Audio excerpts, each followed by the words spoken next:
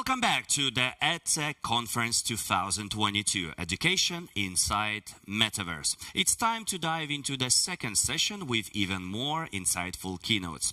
While social media and gaming giants are investing heavily in the space, educators around the world are using the Metaverse for virtual field trips, STEM classes, and physical education. Can we do the same in Lithuania? That's the main question we will be asking during this session. Let's begin with the first keynote presentation. Let's begin from the outstanding case from Israel, Metaverse and Future Education, the case study of Israel. For this, I'd like to invite the CEO at MindCet Edtech Innovation Center in Israel, Mr. Avi Warshavsky. Mr. Avi, the floor is yours now. Thank you very much. I'm really happy to be here. I start maybe with a very short background. I'm running MindCet, which is EdTech Innovation Center, an accelerator, and R&D. And we are involved in virtual reality in the last 6 or 7 years, really almost from the beginning of this trend. And actually, I wanted to share today some thoughts about the opportunity for education in Metaverse as opposed to virtual reality. I think we are in many cases mixing or confusing between or virtual reality, augmented reality, etc., or from Second Life or other virtual worlds and the Metaverse. I think the Metaverse has a very unique offering, and I would like really to try to highlight this opportunity, and starting maybe from like 3 big questions. First of all, why do we as educators or people who are interested in education are talking right now about Metaverse? The second question I would like to cover, what do we mean when I'm saying Metaverse? And again, especially to crystallize the differences between Metaverse and the other aspects that are close to Metaverse but are not Metaverse. And last, to really relate to the most important question, the opportunity for education, in which I see slightly different opportunity than the ones I saw beforehand, and the ones that I think is seen usually by people who are dealing with Metaverse and education. And starting from the question of why now, I think the ones of you who are a bit older still can remember the Second Life. This is a parody of Second Life, I think about 12 years ago. In a way, it presents many of the difficult questions about Metaverse, like why do we really find ourselves in this weird online world, and why do we think there is an opportunity there? And I think those of you who have experienced the first examples of Metaverse really experience this artificial kind of experience. It's not fun, and it's pretty weird. And I would like really to first of all, to address why do we insist on speaking about Metaverse. And the simple answer for this is that we have no choice. We have a lot of signs that Metaverse, in a way, is the same kind of mechanism that we experienced with smartphones or with social networks or with gaming or with any other big platforms that we are using today in our normal lives, and also in education. And I love this picture because I think it demonstrates the strength of those changes that we've been going through. It's a part of an exhibition done by the Atlantic that people are sitting without the devices. As you can see, the kids are sitting on the couch, but they don't really have devices in their hands. But we are so used to this that we don't see it in the first glance. So all those platforms became to be part of our lives. We did not choose that they will be part of our lives. And all those educational conversations about how can we moderate social networks or how can we regulate gaming, I don't really believe in that. I think we should acknowledge that those phenomena are so strong that they are part of reality. And as we know, there's a lot of gains that we have as educators, but we have also a lot of challenges. And the same goes to Metaverse. And just to put some color why I think we have no choice, I think that the first one that was mentioned beforehand, we are on an elephant trail. All the giants are betting on this notion. Of course, Meta or Facebook are the first ones or the most loud ones, but Microsoft, Apple, Amazon, all those players putting hundreds of millions of dollars, even more. And since we all experience the same mechanism when smartphone was entering or when social networks were entering, we know that this is going to happen. The second aspect, all the platforms that are touching this potential of Metaverse, it could be Roblox or Fortnite or any other kind of multi-players games, are extremely popular. And those are just the numbers of players in Roblox and the growth that we can see during the last years from 2018 until now. And this growth is amazing. Is amazing. Kids really live inside those platforms, and we should assume that as we go in time, it will be even more radical than this. And the last one that I want to put a little bit more color is that going to the Metaverse in a way is the direction of the evolution of the virtual world. And to explain this claim, I would like to use Alice in Wonderland. And Alice in Wonderland, as we all remember, lived in a parallel world. She had a regular daily world, but she had also the rabbit hole, that when she went down the rabbit hole, she was in a totally different world. And the rabbit hole actually put her in a world which is a totally, from the one end, different from the regular world, but very close to it. And it's an excellent metaphor for everything we are doing in virtual world, starting from the early days of internet. And when we are entering the internet, or when we used to enter internet, we enter the universe, which has a totally different kind of logic and regularities and norms. You could be extremely rude in this internet space and very polite in the normal lives. You can explore aspects that you cannot really explore in regular lives. And you are behaving according to different kind of rules and regulations. And looking on the evolution that we had going through in the last years, and especially after COVID, I think we see more and more ways to break the walls between the physical world that we used to live in and the virtual world. And we can see it, first of all, in minimizing the devices. Like we started from big computers, we moved to smaller ones that can really move with us. And then we move to smaller and smaller devices that in a way takes the virtual world with us whenever we are moving in the space. And technology-wise, one of the breakthroughs about this was the IoT and all the world of sensors, that really Internet of Things, that really connected every device in our physical universe to the internet. It could be our washing machine or our refrigerator or our smart home. The AR that really generated sort of a layer that we can walk in the physical world and experience also the virtual together with us.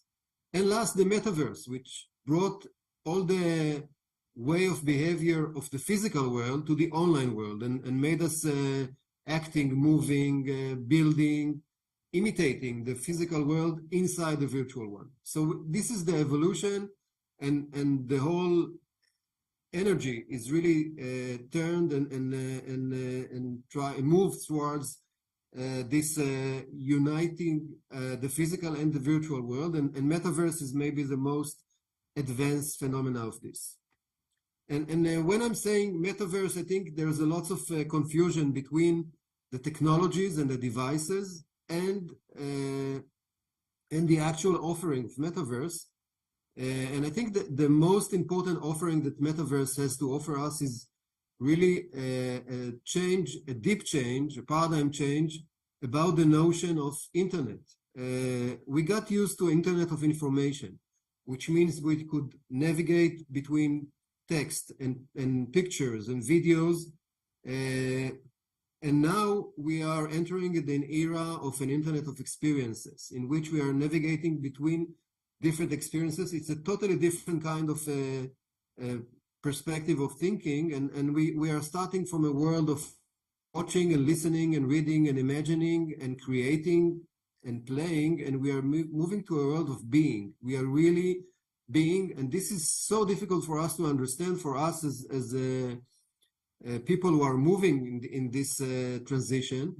And I think especially it's a challenge to think about it when we are thinking about education. And if we have to crystallize what is the uniqueness of the offering of this being, which is beyond what is offered by those technologies, I think it's first of all the shared experience. As Metaverse is about something that happened to many of us together. I think one of the most interesting examples of this is the fashion of doing music shows in those Metaverse world. It could be a show in Fortnite or in Roblox. And those shows are very weird when we are looking at them in a first glance, because they are taking the same aspects of the physical show and putting them inside those worlds, but still there is something different about it. It's different because we are, all the people that are part of this, seeing this show and this music are really sharing the same experience in the same time, in a sort of the same place. And they are using all those new ways of expression and communicating, which makes it totally a new kind of experience. It's not like going to see the same musician in a physical world show. The other aspect, it should be synchronic. If it should happen in the same time and in the same place, otherwise we are losing the magic. And each one of us as an individual has to have this sense of presence while we are there. And it should be a platform. It could not be a proprietary thing of Roblox or Fortnite. We should have in this vision of the Metaverse the ability to move from one platform to the other one. The same as goes to the internet, the open internet. And last and very important, it's a whole body involved in this experience. We are moving in the physical place with the sensors, and some of our transition is expressed in the Metaverse. And going to the last point about the opportunity for education. When we are speaking about the opportunity of education, in many cases, the examples that are given are about, let's experience how it to be a blood cell. And I can say, it's not really interesting to be a blood cell. It's a wow effect for one-off, for a meeting room, but it's not really a sustainable process of learning. And the same goes even to the kind of history. Let's build the Tower of Babel in Roblox. Very nice. We build a building in Roblox, which is nice. We didn't learn really a lot about history. It's more like a gimmick from my perspective, but I think the real opportunity is about the social emotional aspects, because Metaverse offers us a space that has different regulations of communicating with strangers. And we know that people, especially minorities, find themselves much more comfortable to communicate when they are in Metaverse, because you can take down some of the aspects that makes you different from others. You can highlight your voice that maybe you cannot highlight it in the physical world. So I believe that the real opportunity lays much more about personality, about practicing to be part of civilization, about culture, and about expanding the borders of being human beings. And this is maybe the most important thing that's done by education. And just to recap this talk, I can give like a few examples. One of them is a project that we designed in MindCet called To Be Another. The presenter that you see here is Boris Johnson, that back then was the mayor of London. And the idea is really to be a dog. The kids are experiencing the world from a perspective of an animal, and getting sort of empathy through this experience. We did the same kind of experiments with this project of Live Other Lives, which really generates empathy through male entering a female body, or a healthy person enters a crippled body, and then you are experiencing something that you could not really understand otherwise. And one of our most successful projects in this field was about racism, and really bringing the perspective of being rejected because of your race. And all those experiments that I'm describing are VR experiments. They are not metaverse experiments, but I think they have the potential to show us what could be done in the metaverse when the metaverse will be here. So thank you very much, and I'm happy to answer some questions. Thank you so much. Thank you so much, Mr. Avi, for very, very inspiring presentation. I do have a few questions that I'd like to discuss with you. First one comes very fast. When we speak about the technology, about the adoption of technology, we're pretty sure that the youth or the younger generation doesn't have any issues with that. But when we speak about the education used to be based on repetitive things, right? Our teachers, they just learn something, and at this point, how can we inspire them? How can we show them the possibilities and opportunities of the new technological advancing that is happening in the world? What do you think? Well, I can say from MindCet experience, we usually work with early adopters. We don't try to convince teachers that are not convinced to use those new solutions. We work only with the early adopters, and they are in a way showing the way to the others. The real changes happens, from my assumption, when we are forced to do it, when it's urgent. Otherwise, and especially in education, nothing happens from planning or from designing from scratch. And if we can see the last year's examples, educators really moved to adopt technology very quickly when they had no choice, when the pandemic started. And looking a few years back, adapting internet or adapting social networks or adapting gaming came when I think everyone realized that the kids and the parents, even the teachers as individuals, already are there, and then we have no choice but to adapt it. I don't really believe in generating the change in a planned way for the majorities. Understood. As it is used, people used to be saying, never waste a good crisis, right? Yeah. At this point, what would be your one advice for the Lithuanian educational system? What that would be one message you'd like to send to us? I think trying things. There is something about conferences and about a situation in which we are speaking about stuff which everything looks easy. And until we are really tried out the things, and trying means that trying and failing, because most of the things we're going to try in the beginning at least won't work smoothly. We don't really realize what we are speaking about. So I think trying every of those platforms and playing even in the beginning between educators and just afterwards wider, but really give it a try. Amazing. Very startup-ish mindset. Try fast, fail fast, and learn fast, right? Exactly. Thank you so much, Mr. Avi. Thank you so much for your presentation, and good luck. Thank you.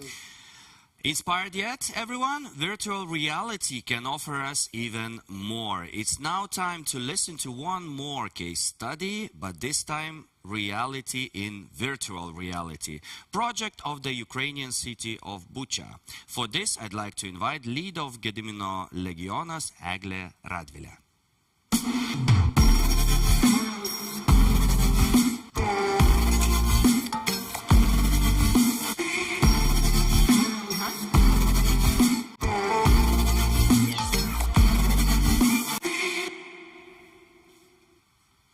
Hello everyone, it's a pleasure to be here, and today I want to talk about culture, education and technology, but during the war. So first of all, I'm lead of Gediminas Legionas, and mostly we are working in IT sector, digitalization sector, but during the war we're also helping with daily duty. And we started from evacuation and then created a volunteer center in Kiev and Bucha. Of course, I think that everybody knows about Bucha. It was one of the first cities that we saw these disasters after Russian troops. And we helped with scanning this territory and putting into evidence of the war. And then we were traveling around the world, not because of this, because of other things. And we understood that, yes, Lithuanians really care about Ukraine, of course, Latvians, Estonia, Poland, but West Europe, not so much. And then we created our, we can call it prototype or solution, and it's called emotional collapse. So I want to talk about this solution, and maybe just to keep in your mind that there are a lot of ways to talk about the war. So everybody can read and can see these photos around internet or our television, and what do you feel? Something, maybe, yes, you think that this photo yes, it's real, but maybe not so emotional real. And of course you can see like movies, Facebook, LinkedIn and other, but also you can hear. So it's radio and people talking, they are explaining what is going on and so on. So you can feel, you can see, you can hear, but it's very important to have all of them. So both together, and our mission with World Lithuanian Community and with Bucha City was to make solution that people can really understand what is going on and to go deeper into their emotion. Why we need this? We need this because of understanding that the war is not somewhere, and I don't care because I'm living in safety city, for example, London, and I just can know some information from Facebook or wherever social network. So we decided to create reality into virtual reality, and all these videos and other stuff from our drone mission of Bucha City, we put into virtual reality, and we showed in London Design Festival. And it was not just reality into reality, we did it like 3 realities into realities. First of all, we created a special bunker, and with the lights, with voices, and then put people inside, and when they came into reality, they can see this city inside, can read the book, can see photos and just walk around the city. And if there is not enough, they can jump into the city, look around, and then jump into the house or on the roof and see wherever they want to see. And I just want to share some photos, because to talk about virtual reality, it's not so easy when you want to show what is inside. So we are traveling around the world and have exhibition and want to travel more, that everybody from America, from Australia, from Belgium, everywhere can feel what is really going on. And just few photos. So first of all, when you jump into the virtual reality, you can see the city. So this is city Irpin and Bucha. It's near the Kiev. You can see this territory, and there is a lot of information about situation, percentage of destroyed buildings, situation with human, photos with human, or photos with level of disaster. So you can really understand, you can go inside and really understand what is going on. So walk around the city and decide where to go. Just few more examples, like ding. Okay, so there is like I call it augmented reality tips into virtual reality. So we mixed different technologies for better understanding what is going on. And there is some example, we trying to count how many money we will need to create new building that it's already destroyed, school or church. So you can click into wherever you want, into part of the city, and then understand how money we will need. So this is just some example from going around. You can stand on the roof. You can go across the street or during the houses. So a lot of different experiences you can feel, or you can understand it. And of course, photos with some explanation. We put out these photos from the city just because these photos and this information is really very sad. And some book about a book about some information, who created it and who is responsible for this idea came true. And short house-made video about London Design Festival. Just I want to explain what this festival is about. It's about new solution and new possibilities to talk about the culture and to make people involved into art and into different types of art, like modern art or classical art. So we decided to use different technologies and to say our messages around the world. So let's play video.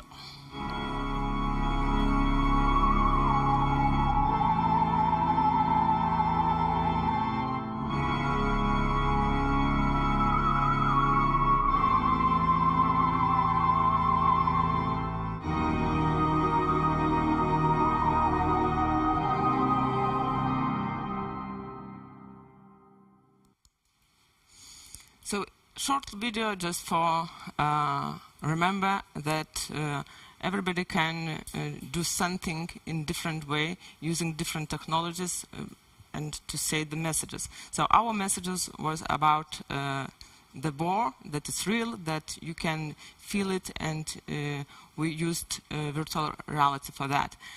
More than 500 people used our solution, or I can say it's not solution, it's like big work.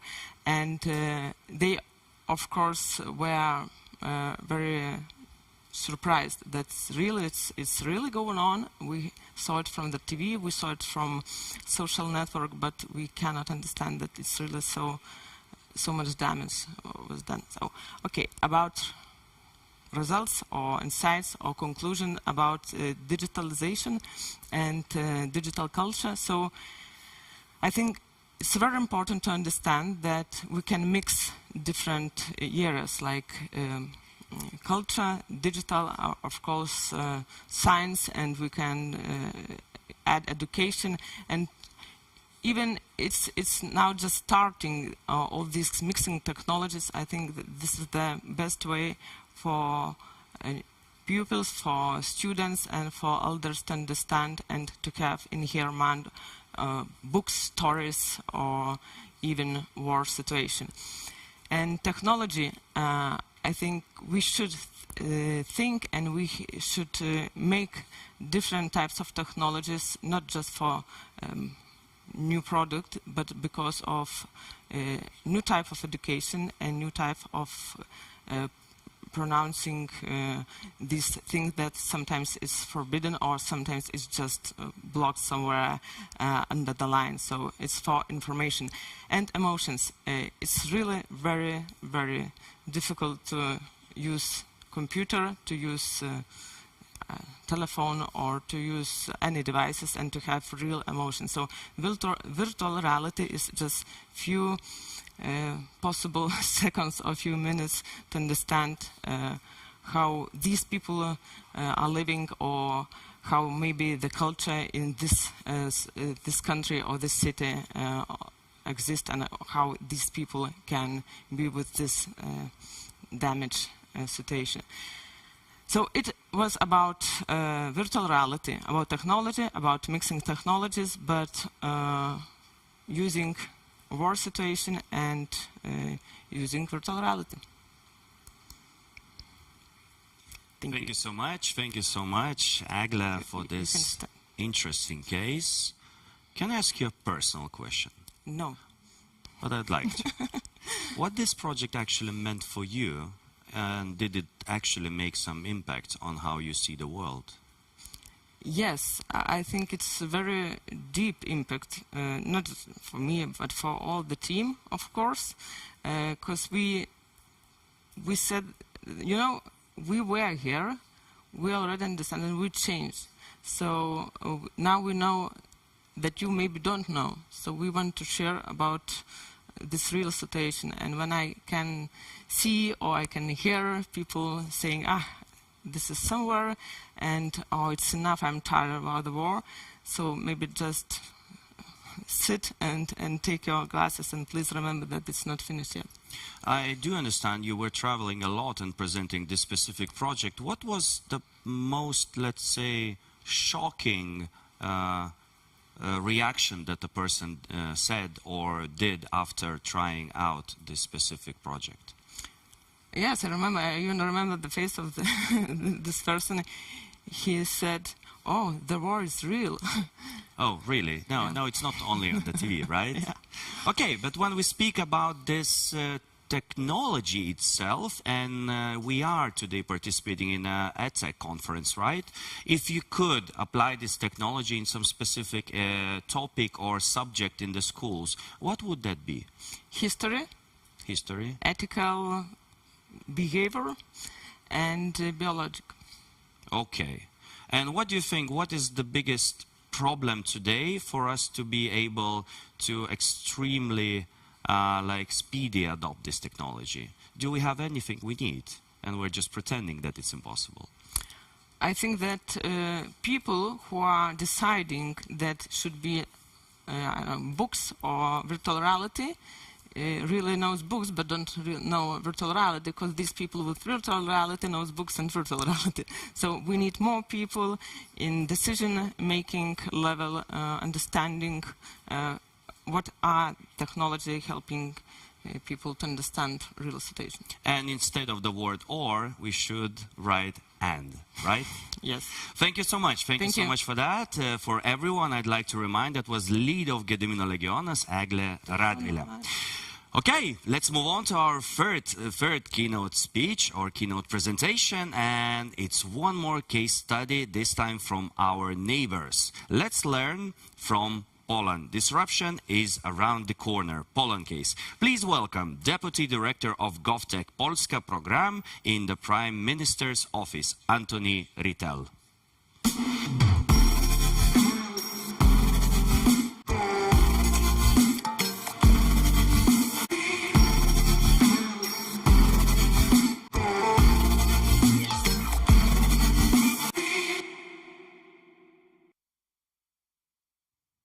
So hello everyone. It's great to see. Unfortunately, we have to connect remotely like this, but I hope we'll still manage to talk about what really captivates most, if not all of us these days, which is basically our future, which is dependent on digital, innovative, and modern education. Now, thank you for this very warm introduction. I believe it's not the case of anyone in Poland, I think it's the case of all of us each other and making sure we're all going in the right directions. But without further ado, let's get to the point. You may be wondering throughout my talk today, what on earth is he talking about? I will be talking to you about digital dev managers. I will be talking to you about space farmers. I'll be talking to you about extraterrestrial mining engineers. And what does this have to do with Metaverse? What does this have to do with innovative education? Well, I thought that after this very captivating and moving last presentation, I will do a boring one about maybe not the potential of digital technologies and virtual reality, but the practicalities of making it work in an educational environment. And of course, in order to make anything work, we have to first know what it is we want to achieve. Now, what you see on the screen are just a handful of occupations and skills that eventually will be required from students. They are in fact skills that they themselves declare are going to be required and they themselves wish to be involved in. So of course, this is the future of education. We're speaking about is we need to detect and develop talents, which can be difficult if we're looking at the entirety of our population. Everyone has a different talent. Everyone wants to pursue a different path, and we, as the public sector and education, need to accommodate that. In fact, I may have lied to you slightly because the skills and occupations I mentioned before are only a small fraction of things that our children, the next generations, wish to pursue, but are currently not feeling they have the right circumstances to pursue this role. What you see on the screen now is just a list of knowledge items, so to say, and skills that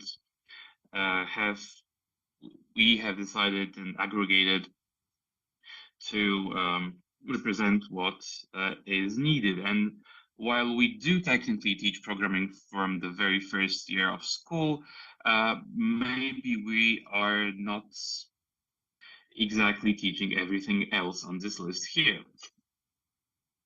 Which of course is a problem, because while it may seem pretty easy to do this on a scale of a single school or a group of people, everyone of us learns somehow, everyone goes to university pretty much. It's much harder to do on a scale of an entire school system, which in Poland has about 4.6 million pupils, which then means it's about further 10 million parents, and of course parents know best, so they're definitely also stakeholders for us. We of course think about the educational process as the entire length of one's educational journey. It starts before going to school, it propels through the entirety of a school career, then an academic career for those who wish to pursue it, and then there's of course lifelong learning, upskilling, reskilling, all those things. So we definitely include the student population.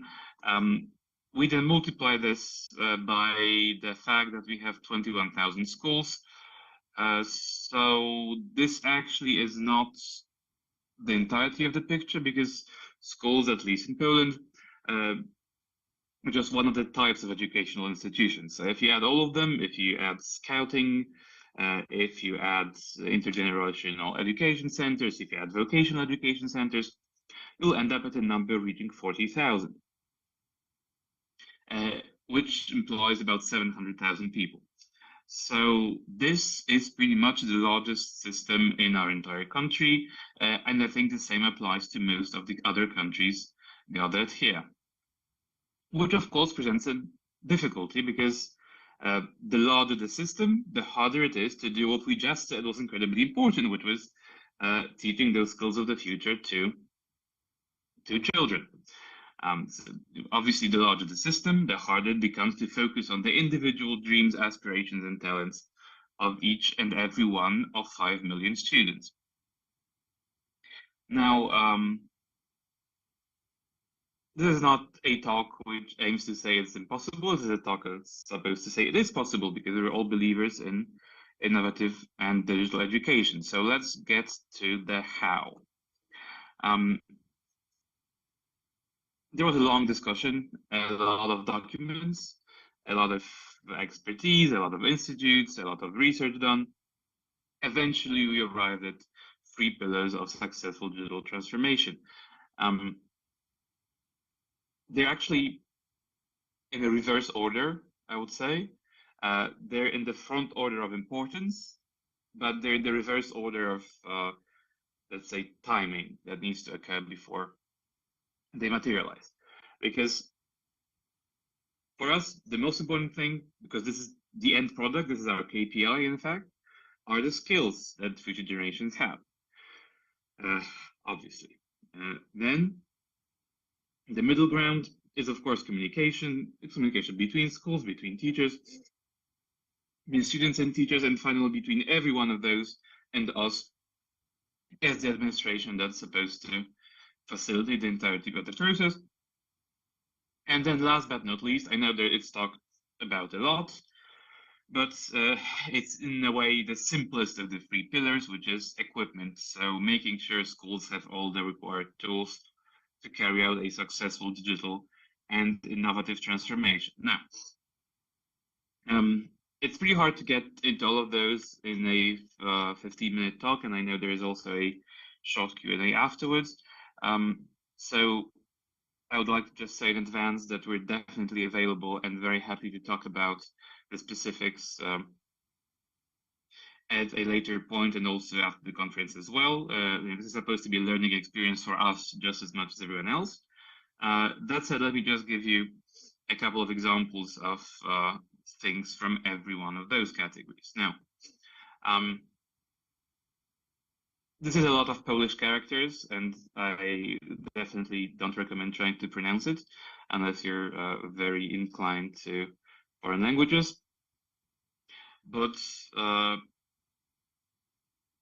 as I said, the first step in order to carry out a successful transformation needs to be making sure the schools have all the tools, because otherwise we get into this negative feedback loop of why aren't we using innovative practices? Because we don't have the equipment, and so on and so on and so on. This is obviously not the way to go. So someone needs to break this negative feedback loop, and the best way to do it is by providing the necessary equipment. Now, starting September 2022, every local school managed by a community, so pretty much every public school, has to be equipped with a number of tools, which range from 3D printers, they range from microcontrollers, they range also to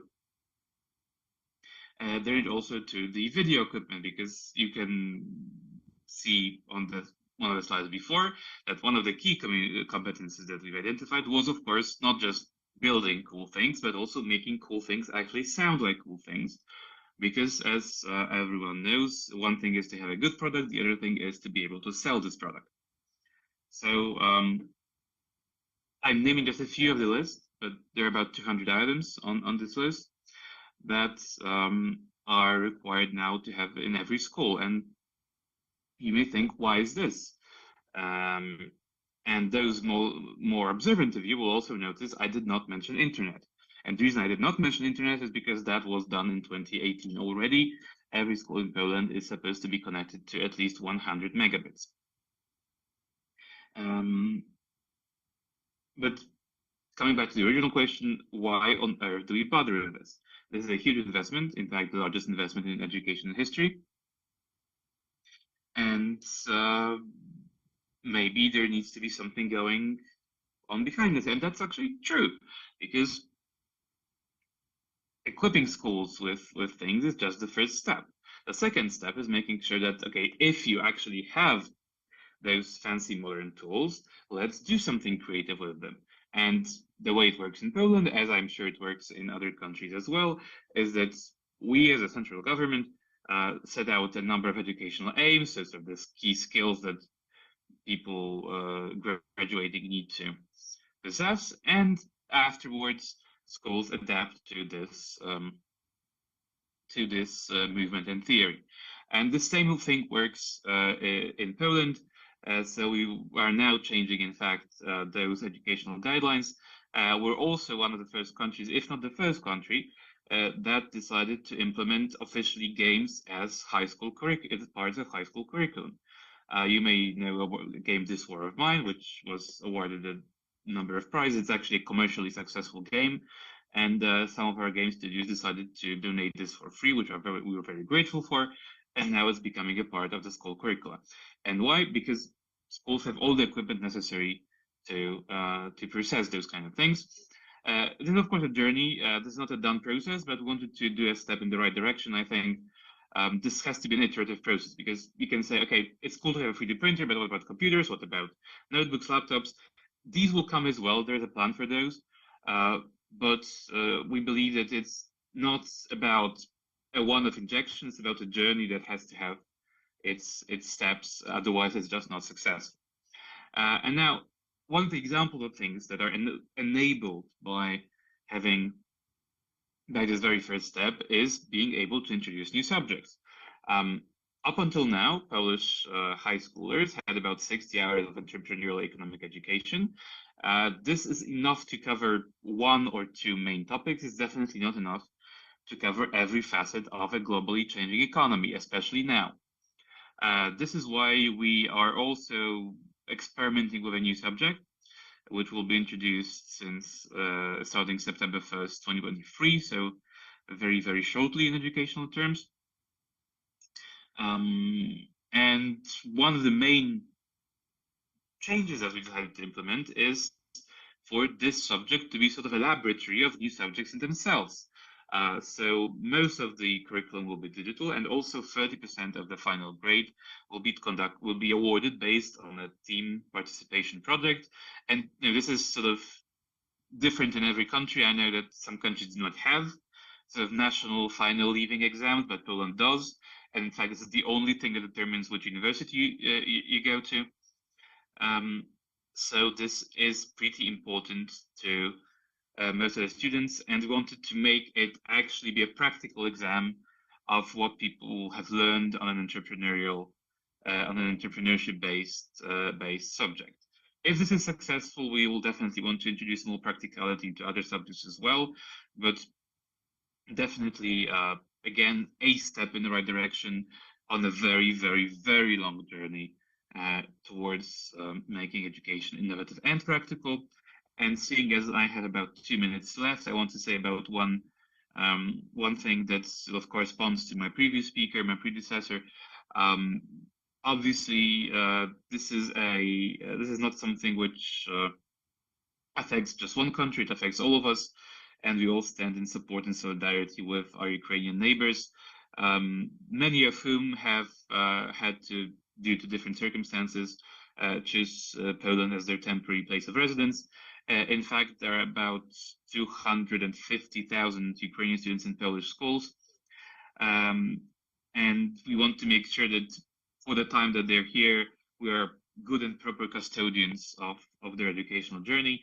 There's also about 500,000 Ukrainian students who have chosen not to enroll in Polish schools, but rather pursue Ukrainian education remotely. And for all of those, we, together with the Ukrainian Ministry of Education and Science, which we signed a memorandum of understanding with very recently in the United Nations, we have developed a number of tools that help strike this very difficult balance between making sure that proper education is received and not disrupting their natural Ukrainian course of study. So just a very brief note of solidarity. This is not something that will go away very shortly.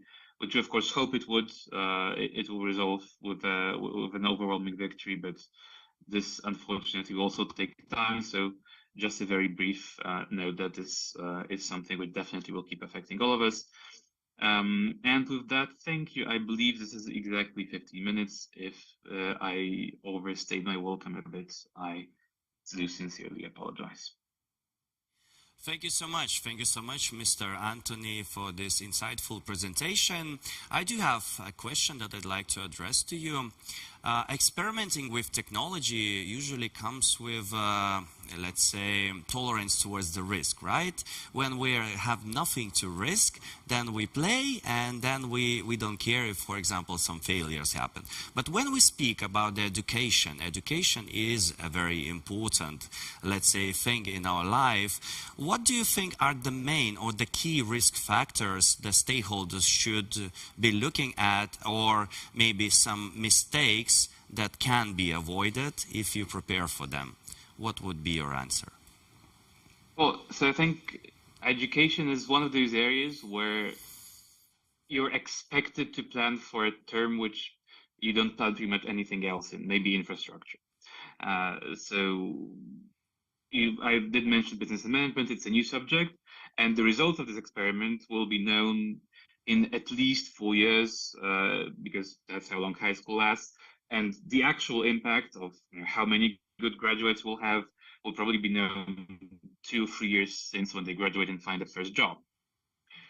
So that's definitely one of the key risks, is that whatever we do, we probably won't know the exact results until a point when those changes may in itself become antiquated. But I think that the key risk here, and something which we definitely are trying to facilitate, is allowing those factors to overwhelm us and make us afraid of further changes. Yes, it's a complex system. Yes, it's a very difficult system. It's a very important system as well. So without breaking everything else, we definitely need to incorporate as much of the new stuff as possible. So as Winston Churchill, I think, once said, the only thing you have to fear is fear itself. And that's one of those cases, I think. Yeah, and when we are deploying a very advanced technological solution, so what bad can happen, right? Yes, nothing bad ever happened to this. Okay, thank you so much. Thank you so much for your presentation, and thank you so much for your answers. Good luck. Thanks for having me. And now let's move on to our next keynote presentation, and let's speak about the transformation, digital transformation.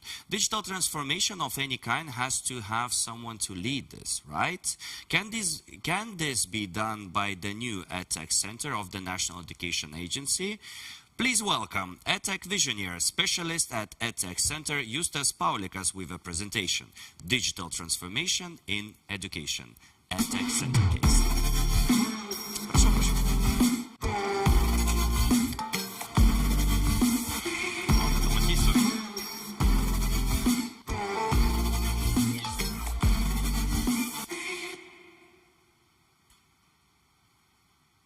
Hello, my name is Justas Paulikas. I work at the Educational Technology Center, EdTech for short, and today I'm going to speak for you about digital transformation in education. So first of all, to understand better why we are trying to transform the education sphere, is that our research before starting the project showed 4 main issues in the educational system. These are that we lack good ECT training on teachers, we lack good digital learning content, we lack one national platform for all Lithuania, and also we lack infrastructure as a hardware. So after the research, the project starting getting its own goals and objectives. So first of all, what is EdTech Center main objective?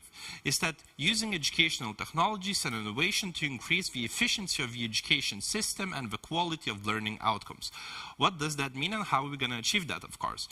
So first of all, we are trying and we're hoping to strengthen the innovation culture. What that means by the fact is that in many cases, we lack collaboration from the businesses to the formal education to businesses, and also we lack involvement of the government institutions. So the idea, the concept is that we will try to increase collaboration between formal education, businesses, startups, governmental institutions, for everybody to understand what is exactly going on and happening. And I will be expanding this aspect a little bit later. So second is improving digital competencies. The COVID pandemic, of course, showed us that we need to have just a little bit more competencies concerning the main idea that we shouldn't only be able to turn on and off computer. We have to speak about programming languages. We have to speak about next-gen technologies, as we saw in these presentations, not only VR, augmented reality, but also perhaps even programming languages, right?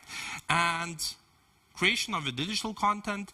A few years ago, Flash stopped working, and with that, we started seeing and facing a lot of problems in Lithuanian sphere concerning digital content, and that means that a lot of digital content was created around 2010, 2015, and in most cases, it started lacking everything from basic user interface aspects to basic new methods of teaching. As an example was mentioned, the gamification elements, again, normal user interface, and improved and adapted to new curriculum.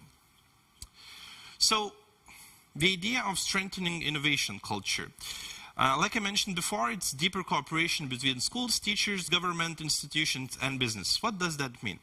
I, as a teacher, and when I was giving 2 weeks ago a lecture to the teacher community, I asked them one small question. Have you ever gave feedback, criticism, or any suggestions to EdTech startups or businesses how they can be better in formal education? And all of them said no.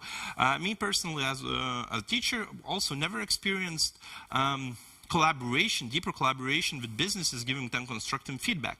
And what a lot of the reports mention, for example, USD reports, that businesses, startups need to know and understand the formal education as much as they can, because in a way we have one small problem. The teachers look at, or the schools as unit, as organizational unit, look very skeptical into the startups because they do not react to the current goals of the school. For example, they do not achieve the goals of the curriculum, they do not achieve, they do not understand the culture of the schools. And from other perspective, the schools lack ICT skills, new management methods, etc. So the idea is to create and give the testing possibility of the startups, which is coordinated by National Agency of Education at the center, and to help the schools implement the new startups in their daily lives, and for the startups to get very constructive feedback, like mentioned in the second sentence, right? Improve feedback culture between the stakeholders and education sphere. Because the idea is that if, for example, if one startup goes into the school and they just try to do upselling, it doesn't work, and the schools, again, are very skeptical on that because they do not react to their school's current goals. But if we, and what the EdTech Center is currently doing, when we are experts in education, give constructive feedback to the startup organizations and what to improve to scale better, we're going to have more profitable and more fermented community. And formal educational practices for businesses, new ICT sector innovations for technologies. So like I mentioned before, the idea, what we are trying to solve, is basically communication between businesses and the schools as an organizational unit, and try to make them collaborate more. And we're gonna do that by, like I said before, product testing in the schools. So in the summer, there was a call for applications for every startup in the world who wanted to participate in testing their products in the schools. So just quick heads up for all the startups and the startups after the hackathon, there will be a new call for applications around February 1st week, so stay tuned. But let's get back to the product testing in the school. So the idea is very simple, it's very linear in a way, is that we call for applications. We have at least 1-2 months before the starting of the testing. Then the applications will be graded by experts from the ministry, National Agency for Education, external experts if needed. Then we will start communicating with the schools. The most important thing about that is that schools have 1 month to decide which startup they want to use and try to implement in their school daily lives. And after that, after 1 month of deciding, after small conferences, letters, we start testing phase. And the testing phase has a few aspects. One of the testing phase aspect is later phase called, as I see, feedback phase, right? And the feedback phase means that schools concentrate and give concentrated feedback to the businesses. For example, what to improve in user interface. Perhaps some features are lacking. Perhaps need new functionality in the product. So the products basically can improve and adapt to the school daily lives. After that, we are hoping that is going to help them to scale into foreign countries. After that, we have expert consultations who will give improvements to the schools and or the businesses. So the idea is not that only schools give them feedback from their own daily lives, but there's also improvements from the educational experts. And after that, we have product continuing testing. If schools, for example, decide that they want to test the product and to want to hold it dear to the school community, of course, they can use the product in the future testing. And of course, implementation into the school and institutional memory and documentation for everybody to know what's currently happening. Let's continue because I'm starting to lack of the time. So yet again, improving digital competencies. The idea is that after, like I said before, after the pandemic, we understood that we need to have more competencies than I mean, just to turn on and off computer. That's why we need to teach teachers about ICT skills. So we rely on the Edu framework.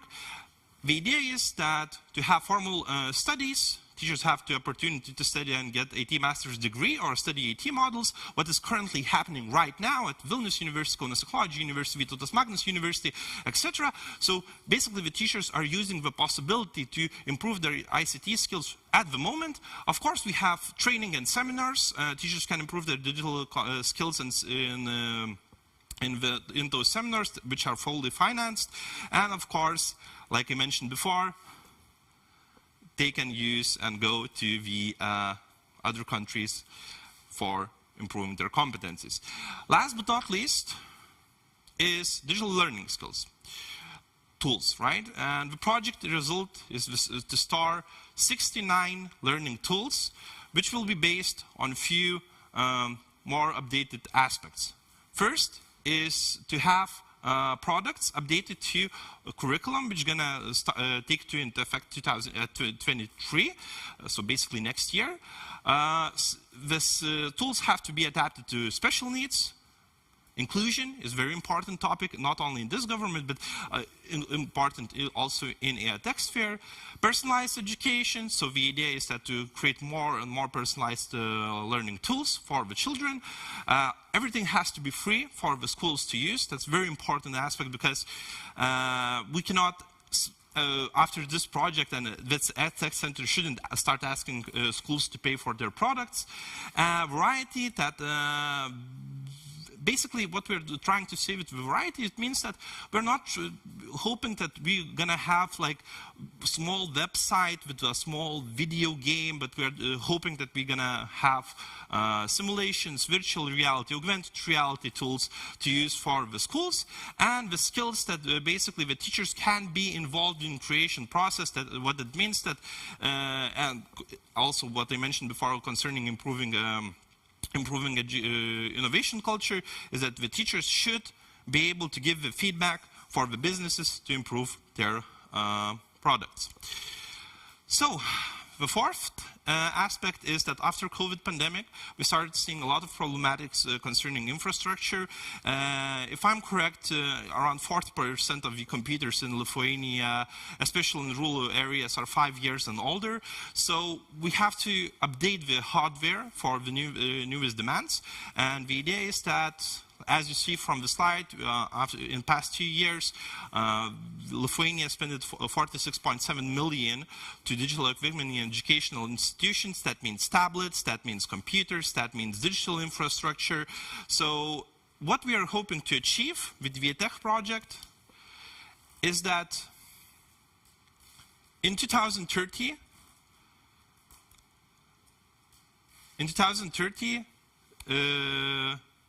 half of the children in the classroom will have their own personalized computers. So the idea is that we are trying to solve a lot of things with the EdTech Center, but with the teachers community, with the school community, we're going to achieve that. And I think that's all for today.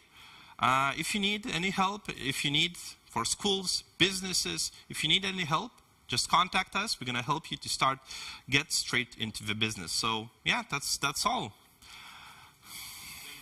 Thank you so much, Justas, for a very interesting presentation. I believe that's a very strong and important initiative. At this point, I was listening to you, and I sometimes get this feeling that in some cases, in some industries, people are saying that no innovation can happen if we don't invest into the equipment. But when we look at our nowadays world, everyone has the screens, everyone has the equipment. So maybe the problem is aligning everyone and connecting together rather than just buying new equipment. What do you think? I think when we starting to see the new technologies, right, which are emerging, augmented reality, VR, and then we have to look into the reality that the computers, laptops, tablets were updated like they are older than 5-6 years.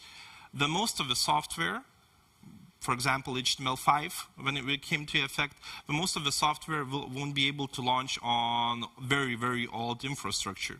I agree at your point with some degree. Of course, some of the aspects going to be in the future when we're going to start talking about cloud-based services. That's exactly what I was addressing, because when we speak about the sustainability and just buying new equipment, rather than checking what do we have, how can we already use this, and maybe use the external power or external performance. Yeah, I hope that we're gonna start using that in the future. But right now we have to face the facts that, especially in rural areas, the computers are too old, even in my personal opinion, but what the experts say that in most cases even the normal fast cloud not going to work in the schools. What do you think? What are the main risk factors for us as a country before 2030 to reach the goals you were mentioning? Concerning hardware infrastructure or hardware or all other developments? You personally, what are the risk factors? Personally, I believe that political change, different political goals that could disrupt the process. That's first of all.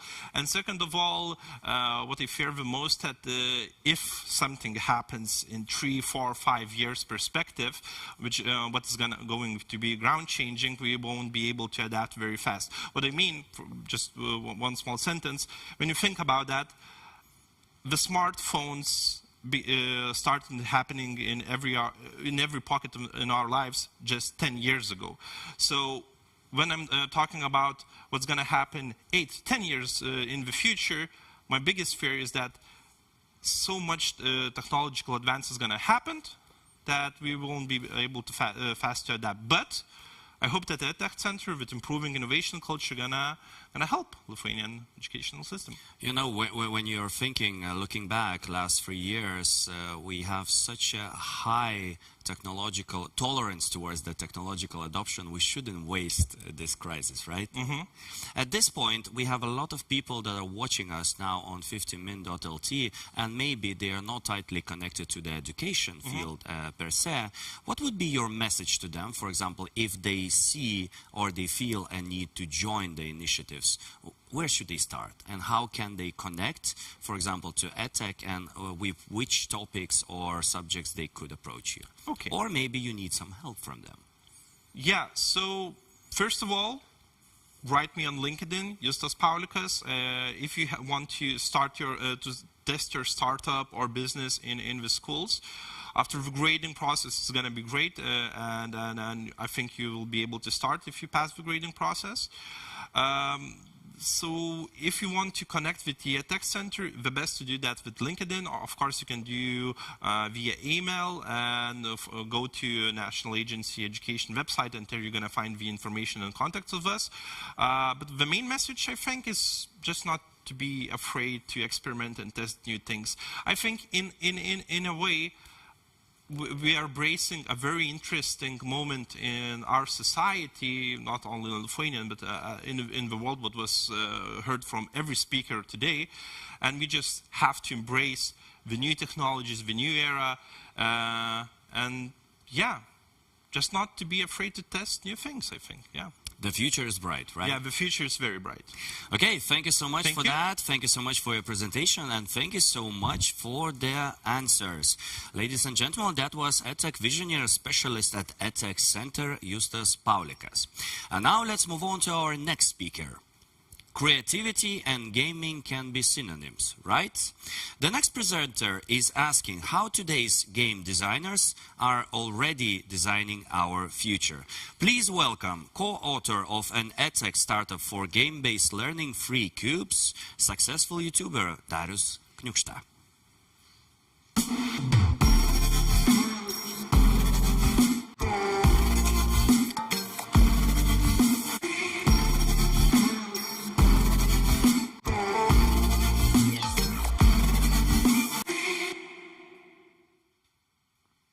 Hello everyone, my name is Darius, and today let's talk about gaming industry and how it is already shaping our future. So, Metaverse education and why gaming industry is the key to it. So, a little bit about myself. I'm a YouTuber. For the past 11 years, I created YouTube content on about various sandbox games, and I gathered 100,000 subscribers in Lithuania, and also co-founded EdTech startup called Free Cubes, and also co-founded EdTech Lithuania. So what we are doing right now, basically we are using computer games to bring game-based learning to schools. And how does it look like? For example, imagine you have January 13th events, very important event in Lithuania, and you want to teach about that to children. And instead of reading about it or watching a video, you can actually hop into a multiplayer experience on a video game together with all the students and collaborate, solve problems, and see how the topic is brought to you in a very engaging, active, and interactive way. And that's how we combine gaining knowledge and get training our competences, soft skills that are required for today's job market. And we can even address global problems like climate change. For example, together with United Kingdom-based utility companies, we teach children about why climate change is happening and how to save energy. Or for example, right on our border we have a war going on, and there is a lot of disinformation. So we can even teach citizenship and how to think critical and how to see the disinformation. And we can learn about that through video games. And we can learn about STEM subjects, building a Mars base, or learn about economy, about financial literacy. So that's what we are doing. And to better understand what Metaverse education even means, it's better to, first of all, to get to every word by a word, the meaning of it. So first of all, what Metaverse is. It's a very important thing to understand at its core, because there is a lot of misunderstanding in the current community what that even means. So first of all, to answer what Metaverse is, the best way is to know what it is not. So first of all, Metaverse is not AR or VR. It's not dressing up comical characters. And it's not Roblox on many of its worlds. And it's not Minecraft. And it's not Web3 or NFTs or crypto or buying expensive virtual digital real estate. So what is it? Basically, it's a new era of computers, a new era of internet. And the fourth one, we could say like that. And it is being built right now, but it is not yet here. It is, to put it in 2 words, it's 3D internet. To put it in a little bit more words, I like this by Matthew Ball, it's basically a massively scaled interoperable network of real-time rendered 3D virtual worlds that can be experienced synchronously and persistently by an effectively unlimited number of users with an individual sense of presence and with continuity of data such as identity, history, entitlements, objects, communication, payments. So it's a little bit of a long description, but it covers the main things. And the thing is that Metaverse does not exist yet. So it is believed that AR and VR will be the most popular way to access the Metaverse. It is believed that people will like having their digital identity and dressing up with comical characters. Or Roblox and Minecraft, they are not Metaverse, not even proto-Metaverse. They are like proto-galaxies in a proto-Metaverse right now. So they are just a galaxy in a Metaverse. So, and it is believed that Web3 will actually help to solve a lot of problems we currently have right now in the digital space. So I like to think as Metaverse as a way of, as a new era of human and computer interface. So, and why it is amazing? Why this new human and computer interface is important, it is very amazing. The second part from our Metaverse education is education. So, to put it in a few words, education has a very big problem because it's very old. From the core, it is a very old system which doesn't change, and it does not basically reflect today's world, and we do not teach children what we need to learn about the current world, and it has problems which causes a lot of even mental health issues. And we are not teaching children about today's economy and job market and skills, but there is upcoming new revolution, industrial revolution, and it will change the job market a lot and very fast. And we don't know how even after 5 years. And we already see that by that basically a computer learned how to generate creative artworks by himself with a lot of data. So it means that we learned how to train artificial intelligence, but we still suck at training organic one. And there are a lot of modern brain researchers and in general researchers about education, how actually people learn new stuff and how schools should work. And what we found out that children are natural born learners. They are born to learn. They are motivated from the beginning, from their childhood. And actually schools are the ones who kill this curiosity. And we found out that actually play is the way of all the mammals to learn new things, to basically prepare and go to transition into adulthood. So play is the most important thing for us to learn, how to learn. And for play, we actually have tools for it. And first recorded tools of playing recorded like 3,500 years ago. And but the most important or the most interesting part is digitalized play, which is basically video games. So, and the best example of how gaming industry evolved throughout the years can be told by just comparing Half-Life series. Half-Life 1, one of the first 3D immersive games to experience a rich story. Half-Life 2, it incorporated new generations graphics and real-life physics inside the game. And sadly, not a Half-Life 3, but Half-Life Alyx incorporated VR into, basically, you need your whole body's interactions and abilities to move through this story. And it is amazing.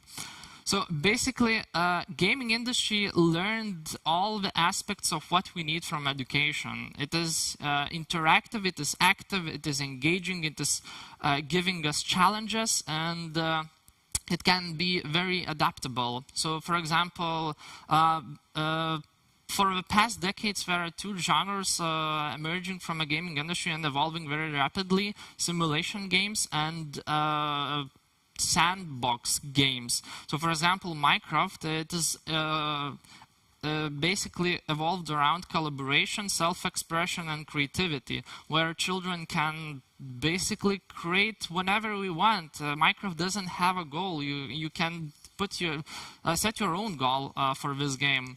Or for example, Sims. It is a simulation of a household, creating a household, growing your family, or having a career, or building a house. Civilization. It is a sandbox simulation game about how civilizations grow, why war emerges, or why natural resources are important, and what even our borders mean. Animal Crossing, very light-hearted leisure time game where you can basically develop your own island and invite your friends to participate in some events. And Dyson's Fair Program, a pretty new game where you need to manage the whole solar system's resources to build a massive structure around the sun. And it requires a lot of logic because everything you're building by yourself from the scratch. Or a very new game from the Steam. It's not even called a game, it's a simulation. It's a Crumb. Circuit simulator. Basically, you can simulate how electronic circuits works, and it's very interesting. And the reviews say that it's very realistic. Farming simulator. Children love in their free time learning about how to grow a farming business, how to invest, what equipment to buy, how to plant seeds, how to harvest them, how our modern technologies work. City skylines, to build the cities, placing road by yourself, every building and every region, and looking at all of the demographic stats about how your city is growing, what problems are emerging, or maybe there's a traffic jam in that place and you need to, I don't know, think of a new bus line or building a tram line where Microsoft Flight Simulator, learning how to pilot planes, and it's very realistically recreated. Kerbal Space Program, how to build rockets, how to do orbital mechanics, how to calculate delta V. ARMA, a military tactics simulator. Minecraft itself can be modded to the sky, to the moon, and become like a game where you build your own nuclear reactor and maintain it and connect to all the gadgets and mechanisms. So yeah, so basically gaming industry is believed to be the building block of a metaverse. And also, gaming industry developed by our side all the tools for us to learn new stuff. So right now, these virtual worlds are a lot focused on leisure time activities, but we see this new behavior, new digital age, digital consumers, that behaviors are changing, and probably I believe that gaming industry will lead the metaverse, because it is our natural way of learning new things. So yeah. And ourselves, as we are right now building content for formal education, trying to incorporate video games into official official nations' curriculum, we need more and more and better tools to do that, because schools are very interested, and not only schools but businesses who have a lot of human resources problems. So we are even building a new basically a platform with Web3 and Web3 inside to enable everyone to create virtual worlds faster for education. So, and I want to end my point with from a quote from Tim Sweeney, who coined the term metaverse, and he says that this metaverse is going to be far more pervasive and powerful than anything else. If one company gains control of this, they will become more powerful than any government and be a god on earth. So, yeah, that's from me. Thank you. Thank you so much, Darius. Thank you so much for a truly colorful and very inspiring presentation. And I loved the part with 3D internet. It actually explains a lot. You know what? Yeah. When I was in the school, I was a heavy gamer, and my parents always looked at gaming as something that was a time-wasting activity. And today, all the specialists, everyone is talking about that playing games is the only way to actually learn something. What do you think has changed? New technologies lead to new behaviors, and new behaviors to lead new technologies, and it's a cycle, a big loop of rapidly changing ecosystem of digital space. And or you don't think that us, the ones that we're playing, we just grew, and so now yes, we tell how it's gonna happen? Yes, because digital natives who basically grew up with these technologies are now content creators themselves. And they see that it actually helps, because what I want to think about Metaverse, that it's actually going to be the most powerful humanities tool, and we need to take it to take care, because it can actually be the biggest weapon also. So that video games, and yeah. Which is the first step, right? Yeah, yeah. At this point, I personally see a problem of people that don't see the big vision. And I think it's tightly connected to us losing a thing called creativity. What would be your advice for the parents that are looking at us now, or they are actually very curious to understand why should they care more about the opportunities? What would be your advice? How can they inspire themselves, or where should they start to at least, or how can they touch a bit of something that will be the metaverse? First go and Google, right? That's the first step. Okay, what's the second one? Yeah, basically let children to be curious about their own interests. Because for my example, in 8th grade at school, I was able to play a lot of computer games, and I lacked from school that creative part of creating and building something by yourself. And for example, first social medias, the YouTube, the video games, let me great and fail fast, because I failed so many projects in my first early career as a YouTuber, but I grew so much, and because that was inspired from my own curiosity. So as a parent, you should encourage your children to find their own path and explore it. And sometimes it can be video games, because it enables us to create communities, create projects, create videos, create gaming servers, or for example. So, and it can lead, you don't know where it can lead. Life is very organic.